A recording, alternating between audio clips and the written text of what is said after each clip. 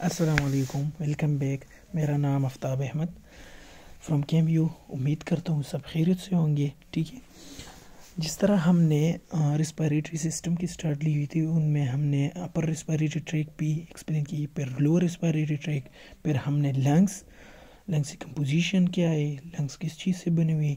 अब लंग्स से इर्द गिर्द एक मेम्ब्रेन होती है। ठीक है, उनको क्या बोलते हैं? Pleural membrane. और प्लूरल मेम्ब्रेन मजीद 2 लेयर में तकसीम हुए थे, वो अभी हम पढ़ेंगे। ठीक है, the lungs are enclosed and protected by 2 layers of serous membrane. ये जो मेम्ब्रेन इससे इर्द गिर्द होती है ना, ये serous membranes which are collectively called pleural membrane. ठीक है, ये जो पैराइटल और विज़रल मेम्ब्रेन है ना, ये 2 लेयर है। ये किस चीज़ की मेम्ब्रेन है? ठीक है, ये सिरस मेम्ब्रेन से बनी हुई थी। ठीक है, सिरस मेम्ब्रेन फर्स्ट सेमेस्टर में हमने ऑलरेडी पढ़ा हुआ है। ठीक है, the outer layer called parietal membrane. अब जो ये प्लूरल मेम्ब्रेन लंग से पर होती है ना, तो इनकी बाहर वाली लेयर होती है वो पैराइटल मेम्ब्रेन होती है, और जो इनर वाली लेयर होती है वो विज़रल मेम्ब्रेन होती है। ठीक है, सो 2 layers of serous membrane which are collectively pleural membrane or pleura. The outer layer called parietal membrane who lines walls of thoracic cavity, वो thoracic cavity के साथ होती है। ठीक है, ये parietal membrane। और जो द inner layer है वो visceral membranes covers the lungs themselves। Lungs को असल में किस चीज़ ने करो? हाँ, कवर तो दोनों ने किया हुआ है, लेकिन असल में इन दोनों मेम्ब्रेन में किस चीज़ ने इनको कवर किया था? लंग्स को तो ये विज़रल मेम्ब्रेन है। पैराइटल तो सिर्फ इसको वो अटैचमेंट थोरासिक कैविटी के साथ देती है। ठीक है, कवर कौन चीज़ कहती है? विज़रल मेम्ब्रेन कहती है। ठीक है, covers the lungs themselves between the visceral and the parietal membranes. Pleura is a small space called pleural cavity. हाँ, हमारे बॉडी में जहाँ भी बात आती है मेम्ब्रेन की, और अगर वो 2 मेम्ब्रेन है जैसे कि पैराइटल और विज़रल मेम्ब्रेन, या कोई दूसरे मेम्ब्रेन इस तरह हो जाते हैं एग्जांपल में कि ये एक मेम्ब्रेन है, दूसरे मेम्ब्रेन, तो इनके दरमियान खामखा जो ये फ्लूइड मौजूद होती है वो उनको कोलैप्स होने से बचा लेती है। जैसे कि हमारे ब्रेन में सेरेब्रोस्पाइनल फ्लूइड है, उनको हमको शॉक से बचाती है। इस तरह हमारे लंग्स में जो प्लूरल कैविटी है, ठीक है, सो इनके दरमियान प्लूरल कैविटी होती है। The pleural cavity contains a small amount of lubricating fluid secreted by the serous membrane. अब ये लुब्रिकेटिंग फ्लूइड है जो सिक्रेट करती है, सिरस मेम्ब्रेन सिक्रेट करती है। क्या सिक्रेट करती है? प्लूरल कैविटी से मैं अपनी क्या ये प्लूरल जो कैविटी है ना, इसमें फ्लूइड सिक्रेट करती है ना, तो वो लुब्रिकेटिंग फ्लूइड होती है secreted by the serous membrane. अब इसके क्या फंक्शन है? This pleural fluids reduce the friction between the membranes. अब ये इन दोनों मेम्ब्रेन में अगर ये मौजूद ना होता तो फिर ये रप्चर हो जाते। तो अल्लाह ताला ने, गॉड ने क्या की हुई है, इनमें फ्लूइड डाली हुई है कि उनको इन्फ्रिक्शंस रिड्यूस करे, फ्रिक्शन को रिड्यूस करे। ठीक है, between the membrane when sliding over one another during breathing. अब ये फिक्स नहीं होते। ठीक है, ये विज़रल और प्लूरल कैविटी फिक्स नहीं होती, ये एक दूसरे पर फिसलती है इनमें। तो अगर ये फिसलती तो अगर इनके दरमियान ये फ्लूइड ना होता तो ये फिर रप्चर हो जाते। तो ड्यूरिंग इनहेलेशन एंड एक्सहेलेशन ये हमें रप्चर होने से बचा लेती है। ठीक है, अच्छा, तो दूसरा टॉपिक है हमारा रिस्पायरेटरी मसल्स। अब कौन कौन से मसल हमारे इंस्पायरेशन में इन्वॉल्व है? हम जब ऑक्सीजन इनहेल करते और हमारे जो कार्बन डाइऑक्साइड है वो एक्सपायरेशन, हम कार्बन डाइऑक्साइड को बाहर कर दें, तो उनमें कौन कौन से मसल इन्वॉल्व है? ठीक है, सो डायफ्राम, प्राइमरी मेन मसल जो है वो डायफ्राम इन्वॉल्व है, जो हमारी जो एब्डोमिनल और थोरेसिक कैविटी को एक दूसरे से जुदा करती है। ठीक है, तो वो डायफ्राम है। डायफ्राम प्राइमरी मेन मसल है।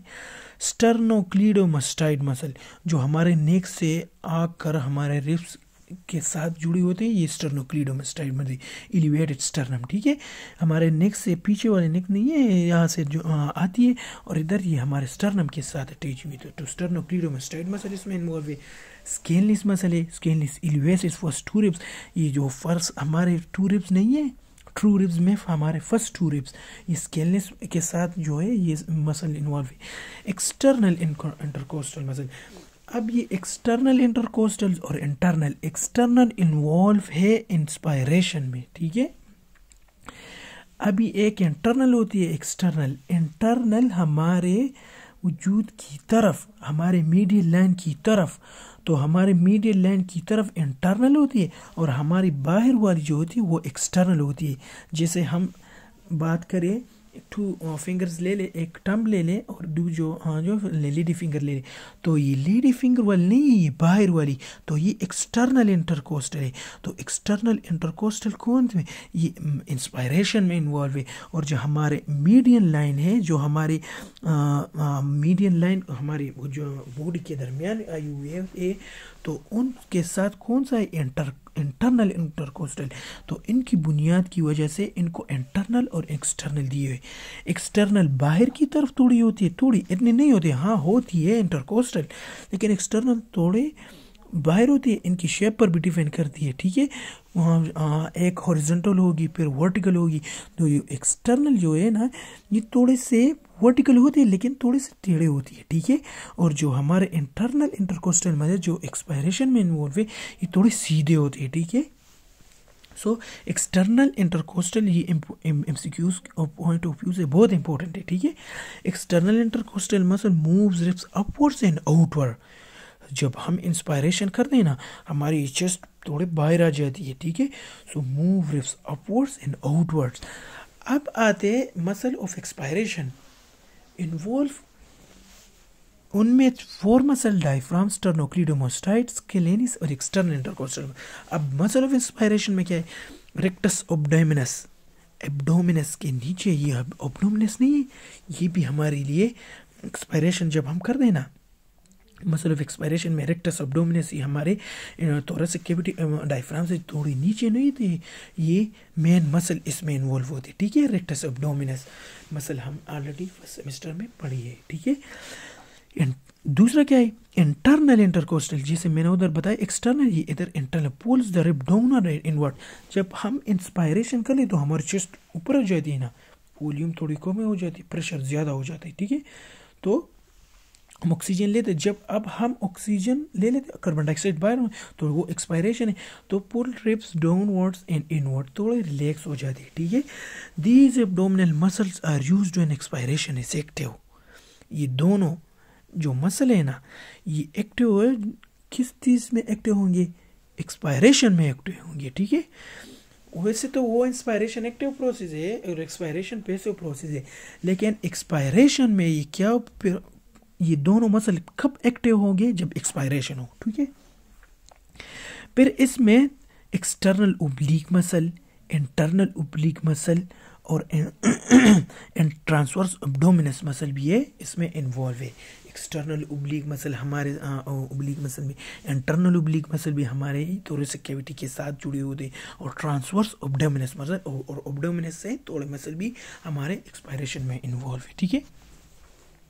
अब डायफ्राम, अब डायफ्राम का, जैसे हमने बताया इंस्पायरेशन में सबसे मेन मानता हूँ, इंस्पायरेशन और एक्सपायरेशन दोनों में मेन किरदार डायफ्राम का है, इनको रिलैक्स और कंट्रैक्ट करना है। लेकिन मेन जब हमने बात की तो वो इंस्पायरेशन में, ठीक है। अगर एमसीक्यूज में आया, is a skeletal muscle separating chest and abdomen. Inspiration, diaphragm contract and increase the thoracic space. Airflow ins.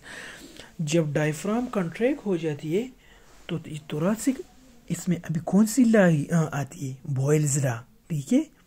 Volume is उसी प्रोपोर्शनल, तो जब वॉल्यूम कम हो जाता है तो प्रेशर ज़्यादा हो जाता है, तो वॉल्यूम कम हो जाती है और टेम्परेचर कांस्टेंट होता है, वही वाली ला है, ठीक है। बॉयल्स ला, तो बॉयल्स ला इधर कैपेबल है, ठीक है, अबल होती है, अप्लाई होती है, ठीक है।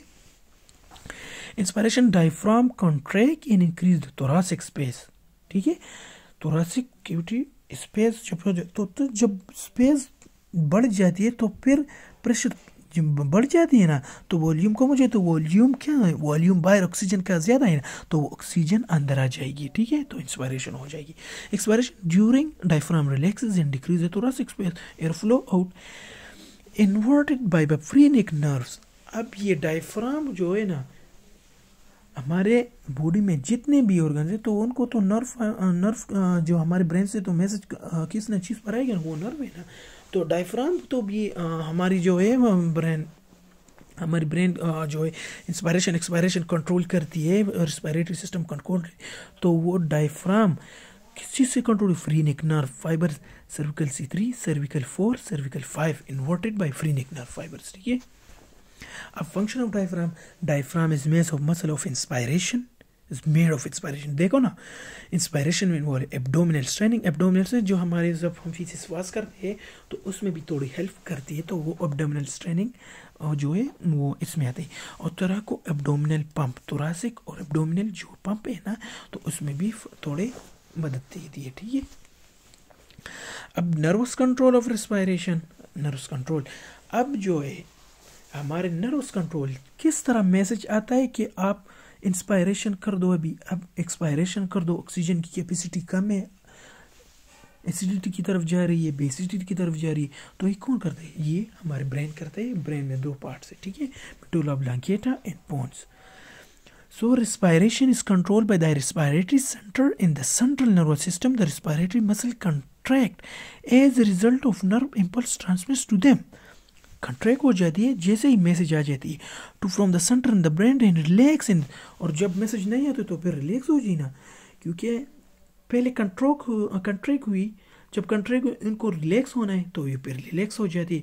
तो जब कंट्रैक्ट हो जाती है तो ये मैसेज आता है कि इनहेल करो, ऑक्सीजन को अंदर लाओ, तो ऑक्सीजन को जब अंदर लाएंगी तो ये कंट्रैक्ट हो जाएगी, नर्व इम्पल्स आई। अब जब मैं नर्व इम्पल्स फिनिश हो गए, थोड़ा तो रिड्यूस हो जाए, आगे आ रहा है 2 और 3 सेकंड से जो है इनहेलेशन, 2 सेकंड 4 और 3 सेकंड का एक्सहेलेशन है, तो 2 सेकंड थोड़े वो सबसे पहले जो रिस्पॉन्स होते हैं वो थोड़े मजबूत है, तो फिर कम हो जाते हैं आखिर में, और आखिर में एक्सपायरेशन में ख़त्म हो जाए तो वो रिलैक्स हो जाती है, ठीक है। These nerve impulses are sent from cluster of neurons located bilaterally in the medulla oblongata and pons of the brain stem. तो मेडोला ऑब्लांगेटा का अपना ही फंक्शन है, पोन्स का अपना ही फंक्शन है। पोन्स में फिर अप्यूनेस्टिक सेंटर और न्यूमोटेक्सिक सेंटर है दोनों, ठीक है। अभी हम आगे जाकर पढ़ेंगे। These group of neurons collectively called respiratory center, which is, अब जब हम बात करते हैं मेन रेस्पिरेटरी सेंटर तो वो मेडुला ऑब्लांगेटा है, फिर रिदम जब कंट्रोल करते तो वो मेडुला ऑब्लांगेटा है, जो रेट कंट्रोल करता है तो वो पोन्स करता है, ठीक है। तो अब मेडुला ऑब्लांगेटा रिथमिसिटी एरिया, देखो ना, रिथमिसिटी एरिया है जो हमारे रिदम को कंट्रोल करती है। It was located in the medulla oblongata, it control the basic rhythm of the respiration. There are inspiratory and expiratory areas. During quiet breathing, inhalation lasts for 2 seconds. 2 second के लिए inhalation हो जाती है, and exhalation lasts for about 3 seconds. ठीक है। Inspiratory area established, तो ये भी MCQs पॉइंट ऑफ व्यू से important है। Inhalation lasts for 2 seconds, and exhalation lasts for 3 seconds. ठीक है। अब ये 2 सेकंड असल में ऑक्सीजन हमारी जो है हमारे सेल्स को बहुत ज़्यादा जल्दी रिक्वायर्ड होती है, तो ये 2 सेकंड्स क्यों है कम है? हमारी जल्दी हमारे ऑक्सीजन अंदर जल्दी हमें एनर्जी चाहिए ना, हमें जो एनर्जी चाहिए तो उनके लिए ऑक्सीजन की ज़रूरत है, तो ऑक्सीजन जल्दी क्यों आएगी? तो ये 2 सेकंड्स क्यों लगेंगे, बहुत कम टाइम, क्योंकि ऑक्सीजन हमें जल्दी इन्वॉल्व करे, हमें जल्दी चाहिए। और एक्सहेलेशन कार्बन डाइऑक्साइड तो बाहर ही जाना है ना, तो कार्बन डाइऑक्साइड हमारे कुछ रह जाती है वजूद में और बॉडी में, और फिर और आगे जाती है, तो ये थोड़े टाइम लेती है, क्योंकि इसमें थोड़ा इन्वॉल्व ग्रेविटी का भी है, ठीक है, वो फिजिक्स का रूल है, उनको पर नहीं जाना है, ठीक है। Inspiratory area establish the basic rhythm of the breathing by generating nerve impulses. Nerve impulses वाले मेडोल मैनेजर से प्रीनिक्नोवोल वही वाली उनको मैसेज आते हैं, ठीक है। Inspiratory area sends impulse to the external inter, अब हमने उधर पढ़ा ना, इंस्पायरेटरी एरिया किस चीज़ को मैसेज देंगी, इम्पल्स किस चीज़ को, एक्सटर्नल ना, external message through intercostal nerves T1 to T11, cervical, फिर थोरासिक जो है हमारी वर्टिब्रल कॉलम में थोरासिक 12 है ना, तो T1 से लेकर T12 सर तक हमारी जो है इम्पल्स भेज देंगी, and to the diaphragm via phrenics 3 to 3-5, cervical इसमें इन्वॉल्व है और थोरासिक भी इसमें इन्वॉल्व है, ठीक है। When the nerve impulse reach the diaphragm an external intercostal muscle contract and inhalation occur, जब ये मसल सर्विकल को दी जाती है और थोरासिक को दी जाती है, तो ये कहाँ आ जानी है, तो ये डायफ्राम में आ जाए, स्टर्नोक्लीडोमास्टाइड मसल में आनी है, स्केलिस मसल में आई है, ठीक है, ये वो 4 मसल इसमें इन्वॉल्व हो जाए, तो ये कंट्रैक्ट हो जाए, इनहेलेशन आकर हो जाएगा। At the end of 2 seconds, the inspiratory ear becomes inactive and nerve impulse ceases. तो शुरू में ये इम्पल्स बहुत ज़्यादा क्विक रिस्पॉन्स दे दे, थोड़ा ही रिड्यूस हो जाते 2 सेकेंड्स के बाद, and become inactive and nerves impulse सी स्टॉप हो जाते, सी स्टॉप होना. With no impulses arriving, the diaphragm and intercostal muscles relax for about 3 seconds. तो अब ये भी एक सॉलिड रीज़न है, उसमें नर्व इम्पल्स इन्वॉल्व है तो इसलिए 2 सेकंड लेती है. इसमें नर्व इम्पल्स नहीं है, वो सीज हो जाती है, स्टॉप हो जाती है, तो ये थोड़ा ज़्यादा टाइम लेती है. ठीक है. Long lens and thoracic wall to recoil, the cycle repeats, और ये रिसाइकल फिर रिपीट हो जाती है. ठीक है. The neurons of the expiratory remains inactive during quiet breathing. ठीक है. जब हम एक्सपायरेटरी जब इनहेलेशन कर ली तो फिर एक्सपायरेटरी होना. The neuron of the expiratory air remain inactive during quiet breathing. However, during the forceful breathing, जब हम दौड़ते एक्सरसाइज करते तो ये during forceful breathing nerves impulse from the inspiratory area activate the expiratory area. अब inspiratory area तो active है, लेकिन जब हम फोर्सफुल ब्रीथिंग कर दे तो एक्सपायरेटरी एरिया को भी मैसेज दे दे कि अब भी इंस्पायरेशन स्टार्ट कर दो थोड़ी, क्योंकि हमारे बॉडी को ऑक्सीजन की मकदार बहुत ज़्यादा अभी चाहिए. ठीक है. हमें एनर्जी चाहिए बहुत मकदार में, तो वो एक्सपायरेटरी एरिया को भी अपने साथ ही एक्टिवेट करते हैं ब्रेन में. Impulse causing contraction of the intercostal muscle and abdominal and thus forceful expiration. अगर और जब हम इंस्पायरेशन कर लेते हैं तो इसमें एक्सपायरेटरी एरिया तो है वो इन्वॉल्व होती है, लेकिन फिर फोर्सफुल एक्सपायरेशन कर लेते हैं, कार्बन डाइऑक्साइड को बाहर भेज देते हैं. ठीक है. अब जो है हमारी रिदम मेडुला ऑब्लोंगेटा ने कंट्रोल की. अब हमारी जो रेट है ना वो क्या कंट्रोल कर दिए, वो पोन्स. ये निमोटेक्सिक एरिया और एपियोनेस्टिक एरिया जो है ये दोनों किस चीज़ के पार्ट है, ये पोन्स के पार्ट है, अपर और लोअर. तो upper pons it transmits inhibitory impulses to the inspiratory. ये इनहिबिटरी इम्पल्सेस है, इनको रोकती है to the inspiratory to turn off the inspiratory force before the lungs become to fill है. ठीक है. निमोटेक्सिक एरिया जब हम इंस्पायरेशन करते तो ये इनहिबिटरी काम करती है, ये इनको रोकती है कि बहुत ज़्यादा टू फिल होना लंग्स होना चाहिए, फिर बर्स्ट हो जाती है या कोलैप्स हो जाती है. ठीक है. Breathing rate is more rapid when pneumotaxic area is more active. Breathing rate जो है ये मोर एक्टिव रैपिड है when pneumotaxic area is more active. It means that it is shorten during of inhalation. It means that it is shortened during inhalation. ये थोड़ा inhalation के लिए हो जाती है. अब ये एपियोनेस्टिक एरिया की तरफ आते. In the lower pons of the brainstem, the epiyonestic area sunstem. अब वो हम प्रोलॉन्ग इंस्पायरेटरी नहीं कर लेते कि वो लोग कहते हैं कि हमारे इंस्पायरेशन कंट्रोल इतना है कि 1 मिनट पर पहुंच गया, 2 मिनट्स तक पहुंच गया, 30 सेकंड हो, तो वो भी मैं आपको अभी एक्सप्लेन करूंगा. ठीक है.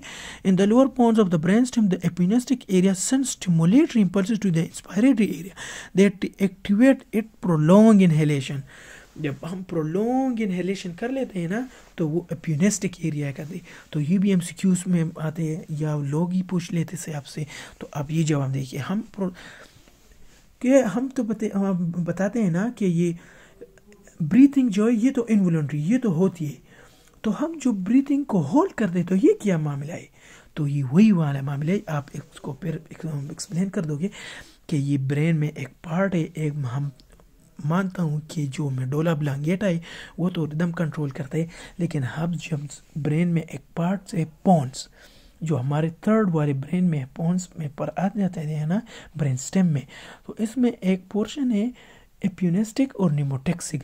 तो निमोटेक्सिक इनहिबिटरी इंपल्सेस फॉर इंस्पायरेशन कर दिए, हम इनहेल करते, हम ऑक्सीजन लेते, और एपियोनेस्टिक एरिया जो है ये हमारे लिए प्रोलॉन्ग इनहेलेशन ये एक्टिवेट हो जाती है. It cause a long and deep inhalation. देखो ना, thus pneumotaxic and epionestic area coordinate the transition between inhalation and exhalation. ठीक है. आज के लिए इतना ही काफ़ी है. दुआओं में याद रखना. अल्लाह हाफिज़.